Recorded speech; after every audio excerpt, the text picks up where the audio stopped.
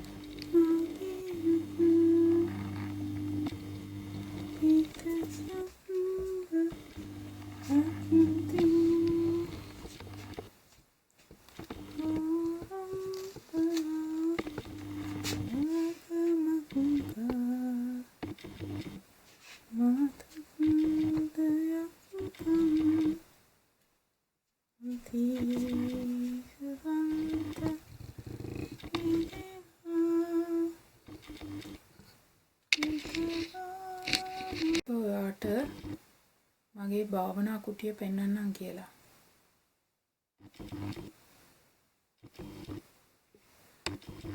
මේක ඊටාම සරල පුංචි කුටියක්. මෙන්න භාග්‍යවතුන් වහන්සේ ඉස්සෙල්ලාම පෙන්වන්නම්. පොඩි විහාරයක්. පොඩි තවත් පිළිමයක්. කොළඹින් අරගත්තේ හඳුන් කූරු පැන් මල් මේ අර රුද්‍රාක්ෂ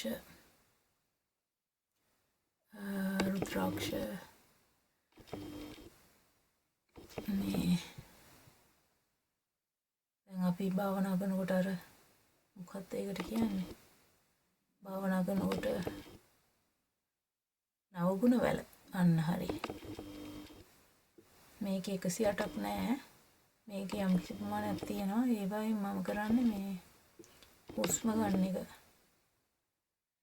ගන්නවා එහෙම නැත්තම් මෛත්‍රී භාවනාව නිකන් කිසියම් චාන්ටිං එකක් සඳහා පිටිපස්සෙන් තියෙන භාග්‍යවතුන් වහන්සේගේ දුෂ්කර ක්‍රියා කරපු පින්තූරය මම මේ පින්තූරයට උඩින් මේකක් වෙట్లా ඒක අයින් කරන්න පොඩි මල් එකක් තියෙනවා එතන අන්න භාග්‍යවතුන් වහන්සේ කොච්චර අපි වෙනින් දුක් විඳලාද කොච්චර ලොකුද බුද්ධං සරණං ගච්ඡාමි කියන එකේ තේරුම දැන් මේ පල්ලෙහා ඔරලෝසු තියෙනවා ඉටිපන්දම් තියෙනවා ඉටිපන්දම් භාවනාව සමහරලාට කරනවා මේ මෙතන මේ කෑල්ලක් තියෙන්නේ මේ ඇත්තටම මල් වාස් එකක් මහත්තයා අරන් දීපු එකේ කෑල්ලක් කැඩුනා ඒක මේක හරි හොඳයි ඉස්සර කාලේ මට නිින්ද යනවා නම් භාවනා කරනකොට කොළුවේ තියා ගන්නවා දැන් නම් මට එහෙම නිින්ද යන්නේ නැහැ ඒත් මම ඒක තියාගෙන ඉන්නවා මෙන්න මෙතන තියෙනවා මේක මම මේ ඊයේ පෙරේදා ගෙනාවේ කියන්නේ කලින් ගෙනාලා තිබ්බ එකක් අවුරුද්දකට දෙකකට ඉස්සෙල්ලා මට මේ ඊයේ පෙරේදා ඇටසැකිලි භාවනාව කරන්න ආස හිතුණා ඒ කියන්නේ ආනාපාන සතිය කරද්දි එයලා මම කරන්නේ ඉතින් ගෝයන්කතුමා කියලා දීපු ආනාපාන සතියයි විපස්සනාවයිනේ විපස්සනාවේ අනිත්‍ය භාවනාව කියන්නේ ශරීර සංවේදනා වේදනානුපස්සනාවනේ ඒක අස්සේ චිත්තානුපස්සනාවක් තියෙනවානේ මොකද හැඟීම් යටහිත නිසා අපිට ඇති වෙනවානේ මේවා යටහිත නිසා අපිට ඇති වෙනවා මේ පරණ සංකාර වේදනා හැටියට පරණ කර්ම වේදනා හැටියට උඩට එනවා ඒව දිහා බලලා ඒව ඇවිල්ලා හරියට අර පුකුණක බුබුලු දානවා වගේ ඒවෙන් ඉවත් වෙන්න මේ ඒව උඩට ආවම ඇති වෙලා වේදනාව ඇති වෙලා පැවතිලා නැති වෙලා යනවා. ඉතින් අනිත්‍යතාවය බැලීමනේ අනිත්‍යතාවය බලන්න හිත ඒකාග්‍ර කරන්න ආනාපාන සතිය අපි වඩනවා. ඊට පස්සේ මේ මෙතන ලයිට් එකක් තියෙනවා. සාමාන්‍යයෙන් මම භාවනා කරනකොට ලයිට් දාන්නේ මේ දැන් මේ ඔයාලට නැත්තම් මොනවද පේන්නේ නැහැ. නැත්තම් මේ ලයිට් එක පල්ලෙහාට අරුම්. ඊට පස්සේ මේ මෙතන මේ අනිත් එක තමයි මෙතන තව පුංචි ලයිට් එකක් තියෙනවා. ඒක තමයි මම භාවනා කරනකොට සමහර වෙලාවට මේක තමයි මම දාන්නේ. අර ලයිට් එක තියෙන්නේ මේ zoom වැඩසටහන් කරනකොට ඔයාලට පේනවා ඇති මේ මගේ කැමරාව මෙතන තියෙන්නේ. ඒ වගේම ඊට පිටිපස්සෙන් හරියට මාක් කරලාම තියෙනවා එතන. මොකද සමහර වෙලාවට මම ඔය මේ රටවල zoom භාවනා කරන අයත් එක්ක පැයේ භාවනා කරනවා එකතු වෙලා. එතකොට සමහරට මම ලයිට් එකක් දානවා ඒගොල්ලත් මූණ පෙන්වන්න ඕන වුණොත් එහෙම. මූණක් කියලා ඉතින් ඇස් වහගෙන ඉන්නේ ඔක්කොම. මේ මම ඔයාලට පෙන්නපු හර වෙච්ච මල් ටිකක්. මේ අතර මේ පල්ලෙහා තියෙන්නේ මගේ ජීවිතේ. ඇටසැකිලි මෙන්න පිටිපස්සේ තියෙන ඕගන්ස් ශරීරයේ කොටස් අවයව අර අතන ශරීරයේ පින්තූරයකුත් තියෙනවා. මෙතන මේ මට හම්බුණා මේ හදවතක් සහ පොළු කට්ටක්. ඇත්ත එකක් නෙවෙයි. මං ඉතින් ඕවා හරි ආසයි. ඉතින් මං ඕවත් පොඩ්ඩක් බලනවා. මේ ඊට පස්සේ මගේ භාවනා මේ මෙතන මොකක්ද තියෙන්නේ? මෙතන තියෙන්නේ මේ තඹ මේකක්. තඹ කෑලි දෙකක් ඇත්තටම තියෙනවා. එක තඹ කෑල්ලක් තියෙන්නේ. මේ තඹ කෑලි ගොඩක් මම ගාව තියෙනවා. මේක එකක් මගේ ඇඟට මම තියාගන්නවා. මේ කෑල්ල.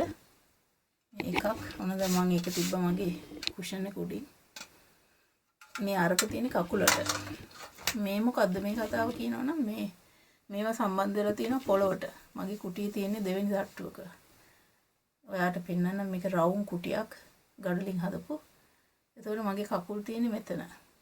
ඇයි එතකොට මගේ මේ ඔක්කොම ටික පොළව උරා ගන්නවා මගේ මොනවා හරි මහන්සියක් තියෙනවා නම් මේවා ඇත්තට අවශ්‍ය නැහැ මේ මහන්සි නැති අනාගාමී වෙච්ච අයට මේ වගේ කතන්දර අවශ්‍ය නැහැ. ඒගොල්ලන්ට පොඩි එකක් තිබ්බම ඇති. නමුත් අර අපි හිතමු වේගෙන් වැඩ කරලා හරි ග්‍රීන් හවුස් එකේ වැඩ කරලා හරි ඉස්කෝලේ වැඩ කරලා ඇවිල්ලා වාඩි වෙනකොට එකපාරට ඔක්කොම මගේ තියෙන ආයන ටික ඔක්කොම පොළොවට උරාගෙන මම හරි ඉක්මනට ශාන්තිමත් වෙනවා. ඊට පස්සේ මේ ඔක්කොම මම කියන්නේ මගේ අත්දැකීමෙන් හොඳේ. මේවට මේ තර්ක කර කර වෛද්‍ය කතා කර කර ඒවා කරන අය කරාට කමන්නේ. අනික් කට්ටිය මම හිතන්නේ එහෙමයි මේකේ අහනවා ඇති කියලා. ඉතින් මේවා මම එක එක නෝනලා මහතුරුන්ගෙන් ඉගෙන ගත්තේ මේ තියෙන්නේ. ඊට පස්සේ මේ තියෙන මගේ කුෂන් එක මේක අතර බීජ ඇට જાතියකින් හදපු එකක්. මේක ඇඟට තිබ්බම මේ ඇඟේ හැඩයට හැදෙනවා. එතකොට හොඳයි ඒක. ඊට පස්සේ මේ යටින් තියෙන වූල් බ්ලැන්කට් එක මේ මම ඉන්නේ සීත ප්‍රදේශයකනේ. නිසා වූල් හරි වැදගත්. මෙන්න මෙතන මගේ නහය පීදන්න ඕන වුණොත් එකක් තියෙනවා. මේක මට සීතල ප්‍රශ්න දැනුනොත් එහෙම වතුර ටිකක් කකුල් වල හරි ස්ප්‍රේ කරගන්න මූණේ හරි. ඒවා මේ තියෙන්නේ මේ කකුල් වලට තනියට තියාගන්න පොට්ට දෙක. මේ තියෙන්නේ කාපට් පොඩි බ්ලැන්කට් වගේ අවශ්‍ය නම් මේකේ යටින් තියෙනවා charge කරන එකක්. ඒකට හේතුව තමයි මේ සමහරවිට zoom කරනකොට මගේ පරණ ටෙලිෆෝන් එකක් තියෙන්නේ. ඒකේ බැස්සොත් එහෙම මේ බැටරිය. මේ තියෙන්නේ මගේ මේ පොතයි පෑනයි. සමහරවිට මම වැඩ කරනකොට භාවනා කරනකොට මොනවා හරි වෙලාවට මට කරදරයක් වුණොත් ටක් ගාලා ඒක ලියලා හිතට කියනවා හරි මම ඔයාගේ කතාව බාරගත්තා. දැන් මට භාවනා කරන්න ඉඩ දෙන්න කියලා වගේ හිතට කියලා හිතව මේ හිතවත් කරගන්නව නැත්නම් හිතත් එක්ක එකතු වෙලා තමයි භාවනාව කරන්න වෙන්නේ. ඔන්න ඕක තමයි මේ අපේ කුටිය. දැන් මම ඔයාලට පෙන්නන්න මම යෝග කරන්නේ කොහෙද කියලා. දැන් මේ පිටිපස්සේ මෙන්න මේකේ තමයි මම යෝග කරන්නේ. මේක ඔය විදිහට යහම මේ රවුම් කුටියක් තියෙනවාට පේනවා ඇති මේ. රවුම්ට තියෙනවා මෙතන තියෙනවා මේ පින්තූර වගේක්. මේවා මම අපේ වැවට එහා පැත්තේ අපේ ගොවිපළට එහා පැත්තේ වැවක් තියෙනවා. ඒ වැවට එහා පැත්තේ තියෙනවා සෙන් පන්සලක්. ඒකේ කට්ටිය මේ සුරංගනාවිය දෙන්නෙක් මම සාමාන්‍යයෙන් ඒ වගේ දෙයක් මගේ තියෙනවා. මේ තියෙන ඔක්කොම රහතන් වහන්සේලා අනිත් බුදුවරු ඒ වගේ පින්තූර එහෙම තියෙනවා. මේ කරලා තියෙන මේ විසිතුරු දේ මේකට කියන්නේ මහා මේරු පර්වතය කියලා. ඒ වගේම ඒකේ හතර වටේටම මේක නියෝජනය කරන්නේ අපේ ඉන්න පොළොව තලය. පෘථිවි මාතාව ඒ වගේ කියන්න පුළුවන්. මේ හරිය ලස්සන කවියක් තියෙනවා මේකත් එක්ක. මේක දැක්කම මට ඒක මතක් වෙනවා. මම ඒ නිසා මේකත් පැත්තකින් තියාගත්තා. මේක සම්පූර්ණයෙන්ම ස්තුති කිරීමක් මේකේ තියෙන්නේ. ස්තුතියයි ලෝකෙටම මෛත්‍රිය දැක්වීමයි. ස්තුති කරන්නේයි මේගොල්ලෝ අපිව ආරක්ෂා කරනවා. මේකට කියන්නේ ඒගොල්ලෝ කියන්නේ බුදුරජාණන් වහන්සේගේ ලෝකය කියලා. මේ පින්තූරෙට බුදුරජාණන් වහන්සේට මේක අයිති කියලා. මේ බුදුරජාණන් වහන්සේගේ මහා කරුණාව තියෙන්නේ මේ මුළු ලෝකෙටම කියලා. ඒ කියන්නේ මේ ලෝකෙම තමයි අපි ඔක්කොමලා ඉන්නේ. ඔයත් ඉන්නේ, මමත් ඉන්නේ, පණුවෝ, ගෙම්බෝ ඔක්කොමලා ඉන්නේ මේකේ. ඒ ඔක්කොටම මෛත්‍රී කරන්න, ආරක්ෂා කරන අයට ස්තුති කරන්න. ඒ වගේ දෙයක් එතන තියෙන්නේ. අපේ වචන වලට වෙනසක් නැහැ. අර ඒක ආකෘතියක් බවට පත් කරලා. එතකොට ලේසි අතින් අල්ලන්න පුළුවන් විදියට. ඔයාලට පේනවාද මේකේ උඩකුත් තියෙනවා. ඒ කියන්නේ මේක තට්ටු හැටියට තියෙන්නේ මුතු ඇට එහෙම දාලා.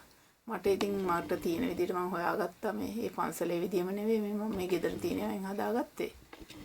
ඒ හදලා ඉතින් මං හිටලා අක දිහා බලලා හරි සතුටු වෙනවා. සහ මෛත්‍රී කරන මුළු ලෝකෙටම.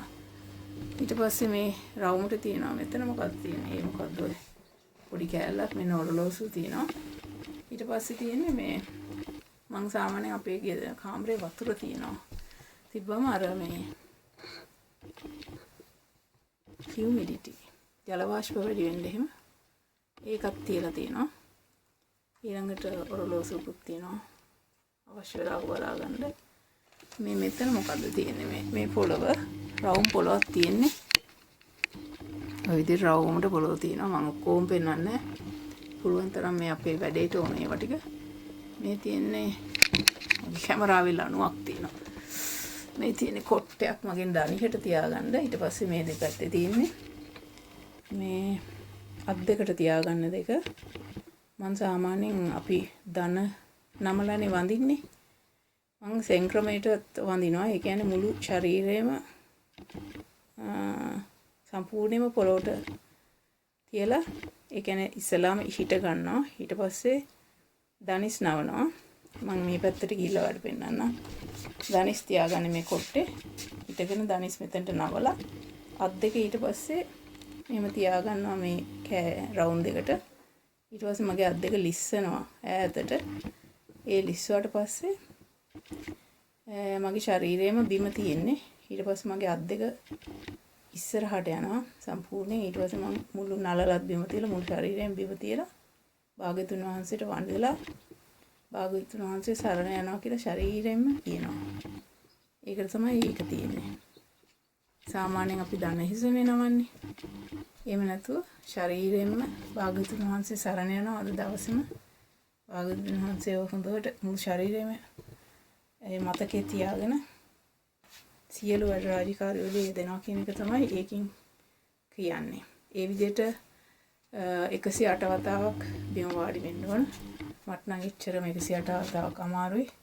මට පුළුවන් ප්‍රමාණය මම මේ විදිහට බිම වාඩි වෙලා භාග්‍යතුන් වහන්සේට নমස්කාර කරනවා. එහෙම නැත්තම් පුළුවන් අනික් විදිහට নমස්කාර කරන්න. ඊට පස්සේ මෙතන තියෙනවා මේ පොඩි එකක් මේ උඩට යනවා මේ විදිහට. ඒක තමයි මේ මම ඔළුවෙන් හිට ගන්න මට පුළුවන්. ඊට අමතරව මේ විදිහට මේක තිබ්බම මට පුළුවන් මේක උඩට මේක පාවිච්චි කරලා ඔළුවෙන් හිටගෙන විශාල වෙලාවක් ඉන්න. එතකොට අර ස්නායු වලට එහෙම හොඳ ගතියක් තියෙනවා. ඊට පස්සේ මෙතන ඊට පස්සේ මම ඔයාලට පෙන්නන්නම් පොඩ්ඩක් ජනෙල් එහෙම. මට පේන view එකත් ඔයාලට පෙන්නන්නම්. මෙන්න මට පේන view එක. ඉතින් ඔයාලා ඔක්කොටම තෙරුවන් සරණයි. මේ වගේ හොඳට වටින පුළුවන් විදියට ඔයත් ඔයාගේ කාමරේ කුටිය හදාගන්න. ගෙදර ඇතුලේ හරි ගෙදර පිට හරි. මේක නම් ගෙදර පිට ගෙදර ඉඳලා මීටර් 10ක් 20ක් විතර ඈතින් තියෙන මේ කුටිය. සර්ව සම්පූර්ණ නෑ. ඒ වුණත් මට ඕන කරන ටික මේකෙන් සිද්ධ වෙනවා. ඔයාටත් මෙහෙම හොඳම කුටියක් හදාගෙන සන්තෝෂයෙන් භාවනා වැඩ කටයුතු කරන්න ලැබේවා කියලා ප්‍රාර්ථනා කරනවා. මෙතන මට පෙන්වන්න හිතුනේ තව දෙයක් තමයි මම මෙන්න මේ වගේ එකකින් මේක මේ පුරුදු තමන් ඇති කරගත්ත අලුත් පුරුදු මේ වගේ දින දාලා මොකක්ද ඒ පුරුද්ද කියලා දාලා ඒක වෙනවද නැද්ද කියලා බලන එක එහෙම කරන්න පුළුවන්. ඊට අමතරව මේ ඒ කියන්නේ අපි කියමු උදේ නැගිටින එක, ජූස් එකක් බොන එක, යෝගා කොච්චර කරනවද, ප්‍රාණයාම කොච්චරද,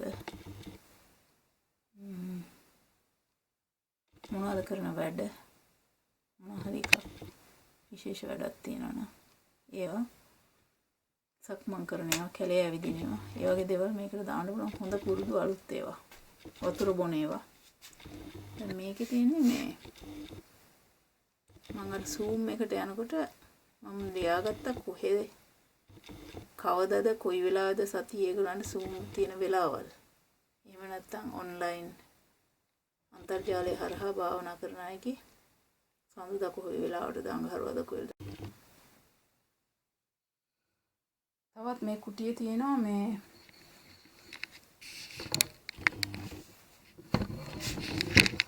එක පැත්තක තියෙනවා දැන් මං කිව්වා වගේ අර මේ බුදු කාමරේ යෝගා ටිකයි ඒකල දකුණු පැත්තේ තියෙනවා මගේ තේ හදන තැන. ඒකල මං නිතර වගේ දත් මදිනවා. ඒකටත් පොඩි කෝප්පයක් වගේ සරල ක්‍රමයක් තියාගෙන ඉන්නවා. ඊට අමතරව මේ වම් පැත්තේ ජනේල පැත්තට වෙන්න මම වාඩි වෙලා ඉන්න තැනයි. තව පොඩි සීත කාලට අඳින්න ඇඳුම් පෑන් පැන්සල් ඒ වගේ මම මේ ලියන කරන ඒවා ටික ඒ පොඩි පොත් එහෙම මම ජර්නලින් කරනවා. ඒ කියන්නේ දිනපොත් වගේ ලියනවා. ඒ කියන්නේ මේ දිනපොත් ලියනවා කිව්වම මේ කෑව බිව්වා කියන ඒවා නෙවෙයි. විශේෂයෙන් මනසේන විශේෂ විශ්ලේෂණ ඒවා මම ලියනවා. ඒවා ධර්මයේ මානසිකාරය වෙන ඒවා. කියන්නේ අපි හිතමු දසපාරමිතා නම් ඒවා කොහොමද දැන් පරිත්‍යාගය කොහොමද දසපාරමිතාව වෙන්නේ? ඒවා කොහොමද ශරීරයේ චක්‍රත් එක්ක සම්බන්ධ? ඔය වගේ එක එක ඒවා හිතෙනවා. විශේෂයෙන් උදේට එහෙම ඒ හිතුනම හිතච්ච දේවල් මේ ඒ හිතච්ච දේවල් ඊට පස්සේ මම මේ පොඩ්ඩක් ඒ හිතච්ච දේවල් මම පොඩ්ඩක් ඒවට අදාළ විශ්ලේෂණ හරියට ආවම සතුටු වෙලා ඒවට ලියනවා. ඒවා තමයි මම මේ ලියනවා කියලා කරන්නේ. ඒවා සමහරට විෂුවලයිස් කරලා ඒ කියන්නේ රූප සටහන් ආකාරයට ඒවා සමහර දේවල් වටින දේවල් මම ඔයත් එක්ක කතා කරන්නම්. මොකද හේතුව ඒවා එතකොට මටත් ආපහු ඇහෙනවා. මේ ගමන එකට යන්න ඕනේ අපි කවුරුත් ඉස්සරහින් පස්සෙන් කියලා කියන්න අමාරුයි. සමහරවිට ඔයා මට ඉස්සරහින් යනවා. ඒකට මම පස්සෙන් මහන්සිලා වැටිලා ඉන්නවා. ආයි මම ඉස්සරහින් යනවා. එතකොට ඔයාගෙන් ලැබෙන පිං එහෙම නැත්නම් ආශිර්වාදයෙන් මම ආපහු නැගිටලා යනවා. ඒ වගේ එකක් තමයි මෙතන තියෙන්නේ. කවුරුත් ලොකුයි පොඩි කියලා එහෙම හිතන්න අමාරුයි. අපි ඔක්කොමලා ඇත්තටම එකමයි. මොකද කවුරු හරි දිහා බැලුවොත් එහෙම අපි එයත් හරියට මේ අපි වගේමයි. මොකද හේතුව මේ අපිත් ඒ වගේ දේවල් කරලා ඇති. අපිත් ඒ වගේ දේවල් අපිටත් මොනවා හරි ඒ වගේ දේවල් වෙලා ඇති. කවුරු හරි කෙනෙක් කේන්තියෙන් ඉන්නවා කියමු. අපිත් ඉතින් සමහරලාට සම්පූර්ණයෙන්ම අසරණ වෙලා කේන්ති වෙලා ඉන්නවා. හිටපු වෙලාවක් තියෙන්න බැරි නෑ. බය වෙලා හරි නේද? ඒ නිසා මේක එකතු වෙලා යන්න ඕන ගමනක්. ඒ වගේම ඒ කියන්නේ එකතු වෙලා වාඩි වෙලා නෙවෙයි අනිවාර්යයෙන්ම හුදකලා වෙන්න ඕන. අනිවාර්යයෙන්ම වගේ මට නම් ඒක හරි අවශ්‍යයි. හැබැයි මෙතන යම්කිසි ආකාරයක මෛත්‍රිය ඒ කියන්නේ අනිත් කාටත් සුවපත් වෙන්න කාටත් හොඳක් වේවා කියන්නේ. නැත්නම් මේ කුටියක් තියෙන්නේ හුදකලාව වෙනුවෙන්නේ. එකතු වෙලා කොහොමද මේ කාමරේ නෑනේ. ඉතින් මේ අර වචන කියනකොටත් පරස්පර විරෝධී ගතියක් එනවා. ඒ වගේ නමුත් ඇත්තක් තියෙනවා. හරියට තේරුම් අරන් මේ වචන තේරුම් ගන්න එක වැදගත් වෙනවා. එහෙනම් ඔයාලට තේරුම් සරණයි. තව වැදගත් දෙයක් තමයි මේ මෙතනම තමයි මම මෙන්න මේ කොටසේ තමයි මම මේ වාඩි වෙලා ඔය ලියන දේවල් වාර්තා මොනවා හරි මානසිකාර්ය කරනකොට අලුතෙන් ආපු දෙයක් මම සාමාන්‍යයෙන් වැදගත් දෙයක් තියෙනවනේ ඒවා ලියනවා. ඒ ලියන වැඩ කරන්නේ හැම දෙයක්ම මම කරන්නේ බිම වාඩි වෙලා. තේ බොන්නෙත් බිම හැමදේම මේ බිම. මේ කොටස තමයි ගොඩක් වෙලාවට ඉන්නේ. ඒකත් වැදගත්. ඊළඟට දැන් මේ කුටියේ කොහොමද හදාගත්තේ කොහොමද මොකද උනේ කියලා කියනවනම් මේ ගොවිපළ තමයි අපි නම් ඇත්තටම මේ පළාතේ මේ ගමේ ඉන්න දුප්පත්ම ගොවියෝ කිව්වත් කමන්නේ. අපි ගොවියොත් නෙවෙයි. අපි වෙන පිට රස්සා කරන්නේ දෙන්නම. ඊට අමතරව මේ හරිය ඉන්න කවුරුවත් අතරම ගොවියෝ නෙවෙයි. සුළු ගොවියෝ කියන්නේ වෙන රස්සා කරමින් පොඩ්ඩක් වගා කරන කට්ටිය. එතකොට මේ ගොවිපළේ තියෙන හැම දෙයක්ම වගේ පරණයි. ඒකයි දුප්පත් කියලා කිව්වේ. ඒවට අපි ලොකු ආයෝජනයක් කරන්න ගියේ නෑ. අපි හම්බ කරන සල්ලි වලින් ගොඩක් ඉතුරු වෙනවා. මොකද හේතුව අපි සරල ජීවිත ගත කරන නිසා. ඒ නිසා අපි ගාව මුදල් තියෙනවා. නමුත් ඒ මුදල් මේ වගේ දේවල්ට ආයෝජනය කරොත් සාමාන්‍ය උදවිය කරනවානේ නිතරම. අලුත් කාර්, අලුත් ගෙවල්. ඒ ක්‍රමය අපි පැලිපැද්දේ නෑ මුල ඉඳලම. මොකද අපි තරඟ කරන්න ගියේ නෑ අනිත් අයට පෙන්වන්න මොනවත්. මොකද එහෙම වුණොත් අපි හැමදාම දුප්පත්. අපිට කිසිම දානයක් දෙන්න බෑ. කිසිම සතුටක් විඳින්න බෑ. අපිට සහනෙන් ඉන්න බෑ. ඒ නිසා අපි මේක පරණ විදියටම තියලා අපිට අවශ්‍ය ටික කරගෙන අපි ඊළඟ පරම්පරාවට බාර දෙනවා ඒගොල්ලන්ට අවශ්‍ය ටික කරගන්න කියලා. ඒක තමයි අපේ බලාපොරොත්තුව. එතකොට මේ කුටියට ඒක සම්බන්ධ වෙන්නේ. කියන්නේ මේ ගොවිපළේ ගොඩක් වැඩට ආපු කට්ටියට කුටි වගේ ගෙවල් කීපයක් තියෙනවා. ඒකෙන් මේ ඈතම ගෙදර තමයි මම තෝරගත්තේ මගේ වැඩේට. මේක රවුම් ගෙදරක් ගඩොලින් හදපු. එතකොට මේක ගත්ත ගමන්ම මට මේ කොහොම දේවල් හරියට ලෑස්ති වෙලා හරියට සිද්ධ වුණේ නැහැ. හැබැයි ඉස්සෙල්ලාම මට මගේ ලංකාවේ හිටපු ගුරුවරයෙක් සදහම් මිතුරු සමුළුවේ කියලා මම දැක්කා ඒ ගුරුතුමා තමන්ගේ ගෙදර තියනවා ගිහි ජීවිතේමයි සුදු ඇඳගෙන හිටියේ බ්‍රහ්මචාරී. ඒතර ඒ ගුරුතුමා ඊට ටිකක් එහායින් පොඩි ගල් කුටියක් වගේ එකක ගේ උඩමයි. ගෙදරින් එච්චර ඈත නැහැ. වැස්සක් ආවත් ඒ කැම ටික උනත් ගුරුතුමාට සපයන්න පුළුවන් විදියට එතන තමයි මේ අනගාരിക විදියට වගේ හිටියේ. ඒකනොත් මට අදහසක් ආවා. ඊට අමතරව මමයි අපේ තාත්තයි අවුරුදු 20ක් තාත්තා නැති වෙන්න අවුරුදු 20කට මුල ඉඳලා තාත්තා හිටියේ වෙනම අපේ ගෙදර අපිට ගෙවල් දෙකක් තිබ්බා. ඒකෙන් දෙවෙනි ගෙදර. එතකොට මේ ඒකෙනුත් මම ඉගෙන ගත්තා මේ දෙවෙනි ගෙදර මමත් හිටියේ ඒකේ. මම එතකොට තාත්තට අවුරුදු 20ක් ඉස්සෙල්ලා කියන්නේ මම ඇත්තටම රස්සාවලට ගිහිල්ලා ඒවා මේවා නිසා මං සතියන් රස්සාවකට ගිහිල්ලා මාසෙකට සැරයක් හරි ගෙදර එනකොට කතාව පොඩ්ඩක් නවත්තන්න උන සද්දයක් ඇවිල්ලා මේ අර වාහනයක. ඉතින් මේ